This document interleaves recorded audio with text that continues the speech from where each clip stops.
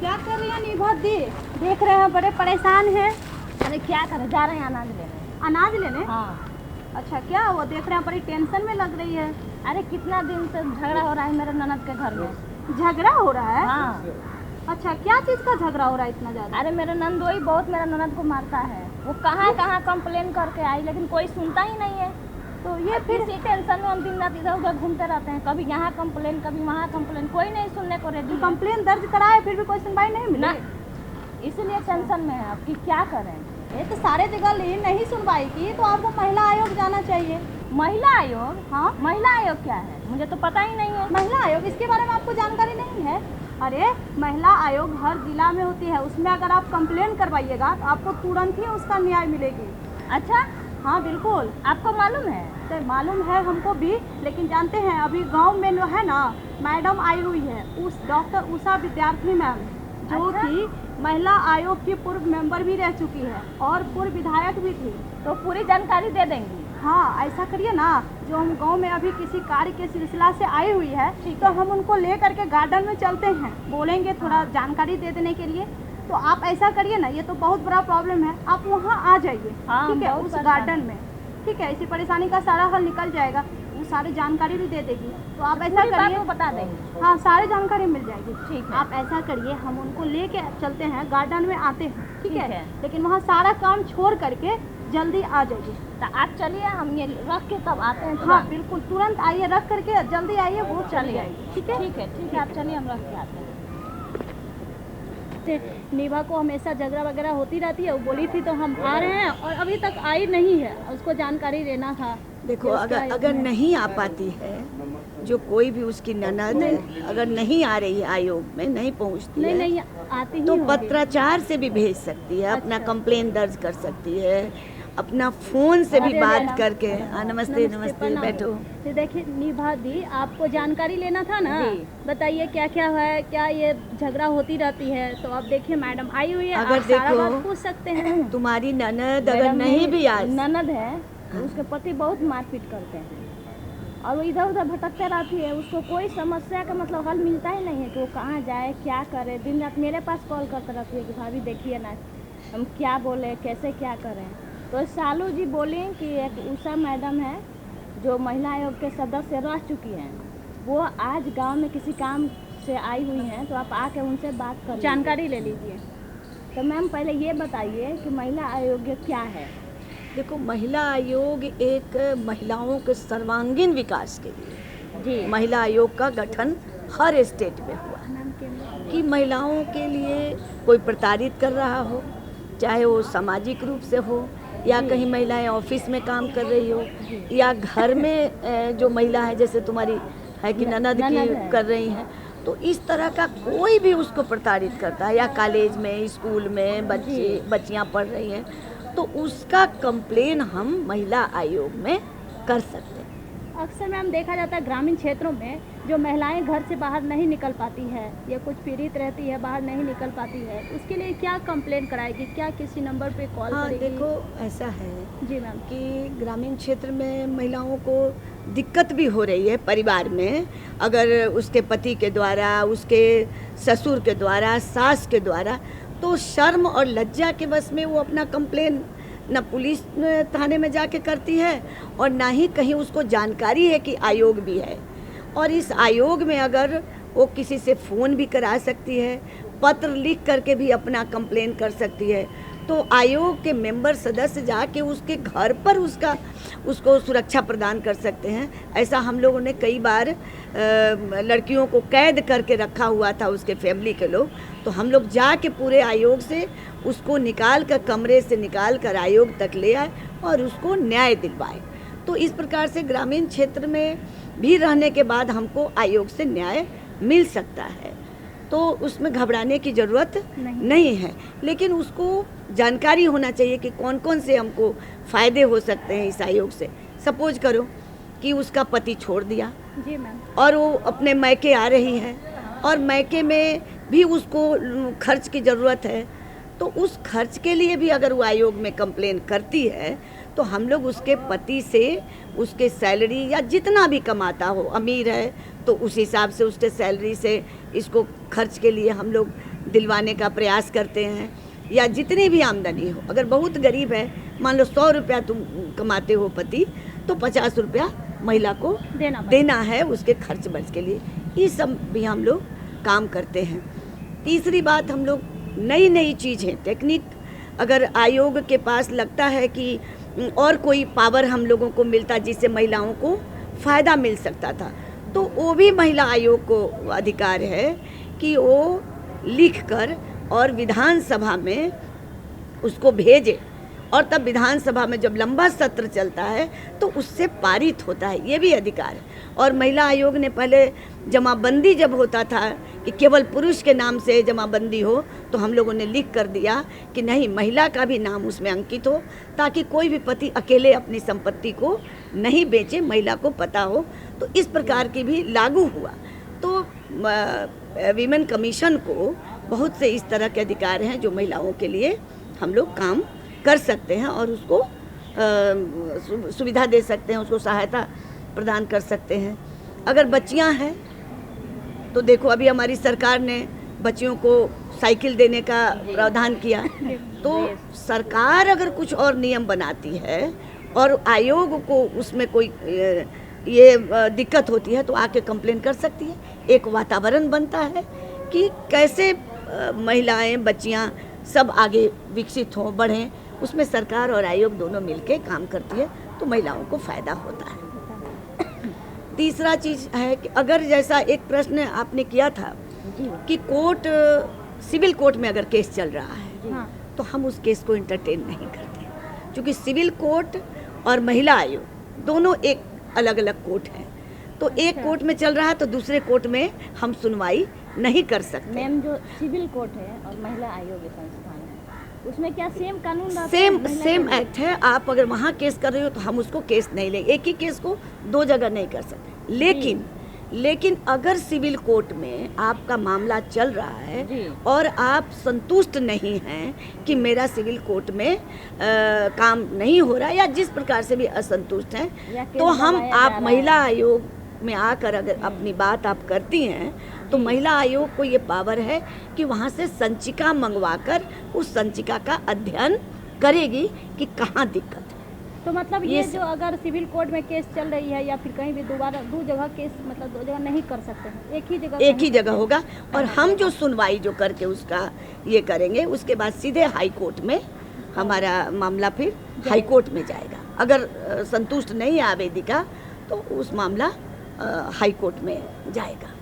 High court से फिर आगे कार्रवाई होगी। मैम, जो महिला संस्थान आयोग है उसमें महिलाओं के लिए कौन कौन सी कानून बनाई गई है जो उन लोग की सुरक्षा के लिए मतलब बनाई गई? जैसे देखो 498 है प्रताड़ना, वही जो अभी हम लोग कहे कि अगर कोई घर में परिवार में कर रहा हो, घर में कर रहा हो, समाज में कर रहा हो, कहीं भी किसी तरह की अगर प्रताड़ना स्कूल में कर रहा हो, टीचर से हो रहा हो, या जैसा हम बताए कि बड़े बड़े पदाधिकारी कोई भी अगर उसके साथ दुर्व्यवहार कर रहा हो तो उस पर स्वतः संज्ञान महिला आयोग ले सकती है और उनको बुलाकर मामला को समझ सकती है, और जो मामला सलटने वाला है उसको सलटाने का काम करते हैं, परिवार को बसाने का काम करते हैं कि परिवार दोनों में अगर कोई मतभेद है तो मतभेद कम हो और परिवार सुचारू रूप से चले और आगे बढ़े।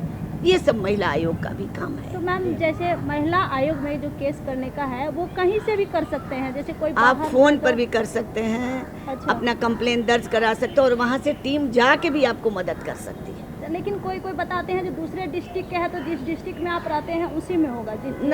नहीं, उस डिस्ट्रिक्ट का अलग थाना में भी आपका जन सुनवाई होता है। महिला थाना में होता है, जन सुनवाई करती हैं, वो अलग है। और आयोग के पास जिले में एक ही जगह आप आकर के अपना वो कंप्लेन आप कर सकते हैं और उसकी सुनवाई भी हम लोग करते हैं। सुनवाई भी की जाती है? हाँ, मतलब आयोग करती है, अभी तो मैं नहीं हूँ, आयोग करती है। इसलिए मैम, जो गांव की महिलाएं हैं खास करके जो घर से बाहर नहीं निकल सकती है या उसको घर में नहीं, ये तो हम बताए, ये हम बता दिए अभी कि घर में कोई भी कहीं घर में अगर बंद करके, शहर हो, गाँव हो, घर हो, कहीं भी ऑफिस हो, कर सकता है। तो वहाँ से वो कंप्लेन करके आयोग को ये कर सकती है। उसके लिए महिला आयोग मतलब क्या कानून बनाया है या उसका हेल्प कैसे उसको बुलाकर उसकी बातों को सुनकर दोनों पक्ष को बुलाकर दोनों पक्ष की बात करते हैं कि दोनों पक्ष में किसकी गलती है, एक समझाने का प्रयास करते हैं, नहीं तो उसको उचित न्याय दिलवाने का काम करते हैं। अभी बहुत जगह घटनाएं दुर्व्यवहार हो जाता है, महिलाओं का बलात्कार हो जा रहा है, ये सब हो रहा है और उसके परिवार वाले आते हैं, तो हम लोग उसमें उसके एक्ट के हिसाब से हम लोग दूसरी जगह त्वरित कार्रवाई के लिए पत्र लिखते हैं, पत्रचार करते हैं, कहाँ उसकी ज़रूरत है, किस जगह से उसको प्रताड़ना मिल रहा है, कहाँ उसके साथ जैसे हमने कहा कि दुर्व्यवहार हुआ, तो कैसे उसको हम ये कर सकते हैं, ये सब काम आयोग का है। पत्र लिखेंगे और उस पर कार्रवाई करते हैं। जैसे कि मैम अभी जो देख रहे हैं, अक्सर देखा जाता है गांव घर में, जैसे जिसकी मां नहीं रही है उसके बच्चों को जो है ना, जैसे बेटियां अगर है तो खास करके उसको अधिकार वो नहीं दिया जाती है। जैसे उसको कोई अगर संपत्ति भी है तो उसको मतलब हिस्से में या कुछ नहीं, संपत्ति में ही देखो वो अधिकार के अलावे भी केवल घर में, अगर जेल में भी जो महिला, हम लोग जेल का भी निरीक्षण करने जाते हैं, हम लोग बालिका गृह का भी निरीक्षण करने जाते हैं, जहाँ पर भी जो संस्था है अगर महिलाओं के साथ संभावनाएं हैं कि वहाँ, जैसे जेल का हम लोग निरीक्षण करने जाते हैं कि भाई वहाँ हमारी बहनों को सुविधा मिल रही, ठीक है कल्पित है उसका सजा है, लेकिन जो मूलभूत सुविधाएं हैं उसको मिल रही है कि नहीं, तो ये सभी जगह हम लोग देखने जा सकते हैं। किसी के घर में अगर पता चल रहा है, कोई पड़ोसी भी आके कह देता है कि वहाँ पर रोज मारपीट हो सकता है, तो हम लोग जाके वहाँ कुंडी ठटरा सकते हैं कि भाई क्यों हो रहा है और वहीं पर सुनवाई कर सकते हैं। तीसरा एक उसमें जैसे शादी ब्याह का भी मामला, लव का, अफेयर का भी जो चल रहा है, तो हम लोग दोनों को बुला के काउंसलिंग भी करते हैं, काउंसलिंग करते हैं, हम लोग शादी भी करवा देते हैं, लेकिन रजिस्ट्रार के यहाँ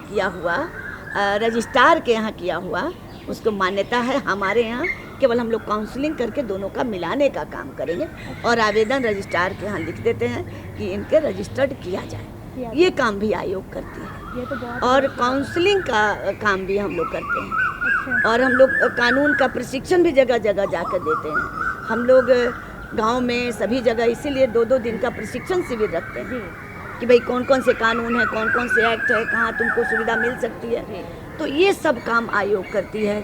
चलो गांव की ओर, हम लोगों ने एक कार्यक्रम ही बनाया था, चलो गांव की ओर, मतलब शहरों में तो लोग जान जाते हैं और गांव में जाकर के प्रशिक्षण देना, बताना कि तुम्हारे साथ कोई दुर्व्यवहार कर रहा हो तो हम कैसे कंप्लेन करें, कैसे थाना में कंप्लेन करें। और थाना देखिए महिला थाना बना हुआ है। दूसरी चीज़ कि महिला आयोग में आकर महिलाएं अपनी सब दुख दर्द बांट सकती है। अब किसी पुरुष के साथ जितनी बातें नहीं कर सकती है, उस सारी बात हम लोगों के बीच में बैठकर अपना घर का समस्या का कि भाई हमारे पति के साथ इस तरह से, और अपने दुख दर्द कह सकती है और उसके बाद हम लोग उसमें एक्शन ले सकते हैं। इसलिए बहुत ही सौहार्द वातावरण महिला आयोग का रहता है कि आई और निश्चिंत से अपनी बात रख सकती है और उसकी बात सुनते हैं और महिलाओं को हम लोग मदद भी करते हैं, कहाँ कार्रवाई करना है ये सब भी करते हैं। अच्छा, तो मैम जैसे अब तो ये सारी बात तो आप इतना अच्छे से हम कहते हैं, गाँव घर में जैसे कहीं भी है लोग कंप्लेन तो ठीक है, जा करके पुलिस स्टेशन या फिर महिला आयोग में जा करके कंप्लेन करें। हाँ, पुलिस स्टेशन भी जा सकते हैं और पुलिस उस पर कार्रवाई भी करती है। पुलिस कार्रवाई करती है, फिर उसको आगे भी भेजती है। तो फर्स्ट में तो पुलिस उसको कार्रवाई करेगी ना, तुरंत जा करके कंप्लेन होने पर उसको बचा सकती है। हाँ, तो अगर जैसे कोई घर में है नहीं जा सकती है तो उसके लिए कोई मतलब वेबसाइट वगैरह ये सब नहीं होता है, जैसे कि हेल्पलाइन नंबर या एक तो हमारे यहाँ हेल्पलाइन भी है। अच्छा। जो केवल बताती है कि भाई कैसे कैसे आपको मदद मिल सकता है।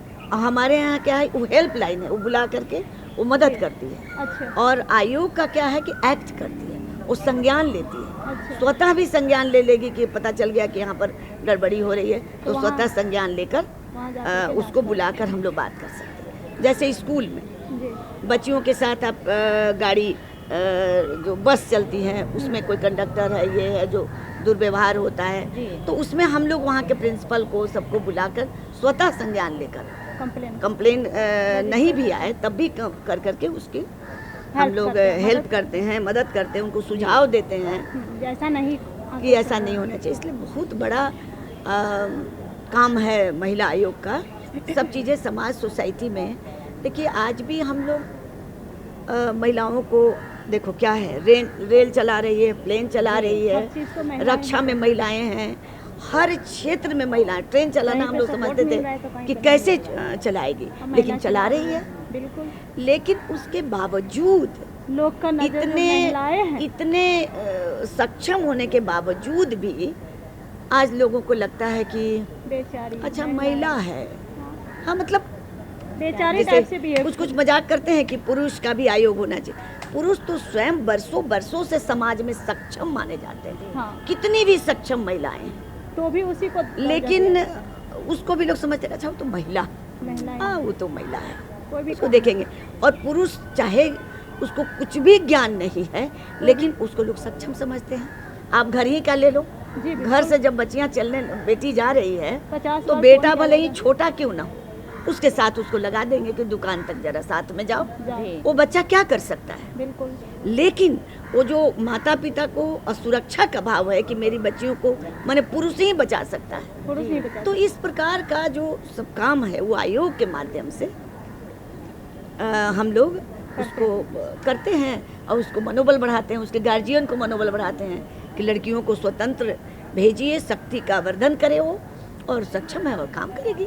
चलते चलते मैम हमारे गांव घर के दर्शकों को कुछ खास संदेश दे दीजिए। मैं अंत में आयोग की तरफ से आयोग के विषय में यह संदेश देना चाहती हूँ तमाम बिहार के अपनी माताओं बहनों को कि अवेयर रहें, जानकारी रखें, फ़ोन नंबर रखें, और किसी तरह की उनके साथ अगर कोई दुर्व्यवहार करता है घर में, परिवार में, ऑफिस में, तो आयोग का नंबर रखें, पुलिस थाने का नंबर रखें और तुरंत उसको कंप्लेन करें, नहीं कि वो घर अपने मन में दबा कर रखें। आप जागरूक बनिए और अपना जो कंप्लेन चाहे घर में कोई भी व्यक्ति कर रहा हो, तुरंत पुलिस से लेकर आयोग तक आप कंप्लेन करिए, आपको सहायता मिलेगी और आप सहायता लेकर समाज में एक अच्छी अपनी पहचान जैसे बना रही हैं वैसे बनाएंगी।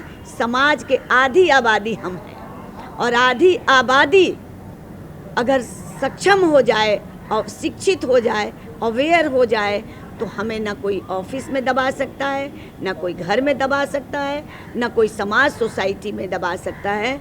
इसलिए आप लोगों से यही अंत में मैं बात कह के कि आप अवेयर रहिए, शिक्षित रहिए, जागरूक रहिए, कहते हुए मैं अपनी बात को समाप्त करती हूँ। बहुत बहुत धन्यवाद। मैम आप आए, इतनी अच्छी जानकारी दी, इसके लिए बहुत बहुत धन्यवाद। तो दर्शकों, आपको अगर कोई सुझाव देना चाहते हैं या फिर सुझाव कोई लेना चाहते हैं तो हमारा पता नोट करिए। हमारा पता है कार्यक्रम गांव घर, निदेशक दूरदर्शन केंद्र, फ्रेजर रोड, पटना 8,01,। और हमारी मेल आईडी है directorddk@patna@gmail.com। और चलते चलते लोकगीत का आनंद उठाइए। तब तक के लिए नमस्कार। किया है मोर नदी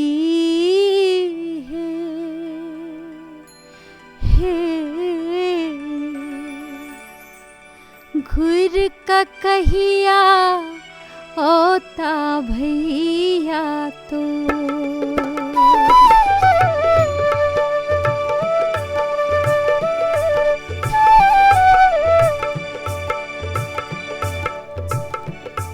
कि आहे मोर नदी है घुर का कहिया होता भैया तोर किया है मोर नदी है घुर का कहिया होता भैया तोर किया है मोर नदी है घुर का कहिया होता भैया तो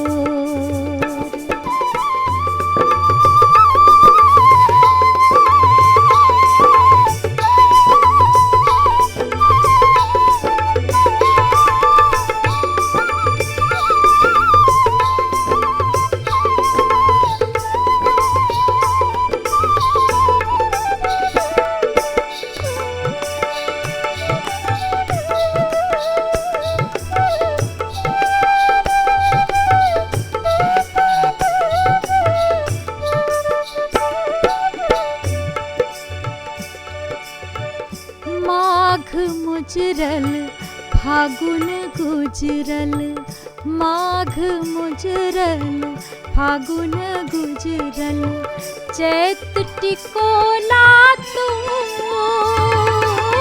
माघ मुजरल फागुन गुजरल, चैत टिकोला तोर, पूर्वा पछवा दो रस डोलै, पूर्वा पछवा दो रस डोलै, टहकैया पोरे पोर के आए मोर ननदी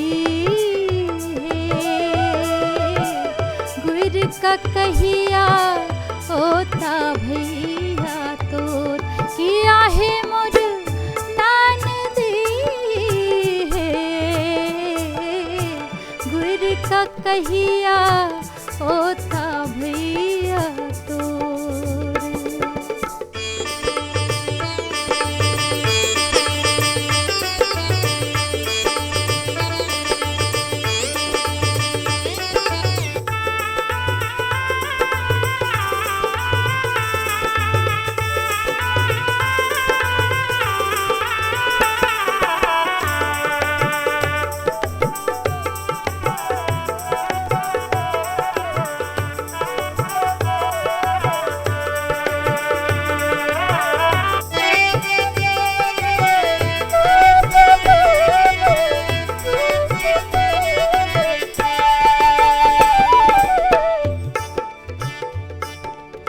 सूतल छलिए कि जागल छलिए, सूतल छलिए कि जागल छलिए, सपना देखल बड़ जोर, सूतल छलिए कि जागल छलिए, सपना देखल बड़ जोर, हम बुझलिए आबि गेला अछि, हम बुझलिए आबि गेला अछि, आज हमर चित चोर, किया है मोर ननदी घुर का कहिया होता भैया तोर, किया है मोर ननदी घुर का कहिया होता भैया तोर, कि आहे मोर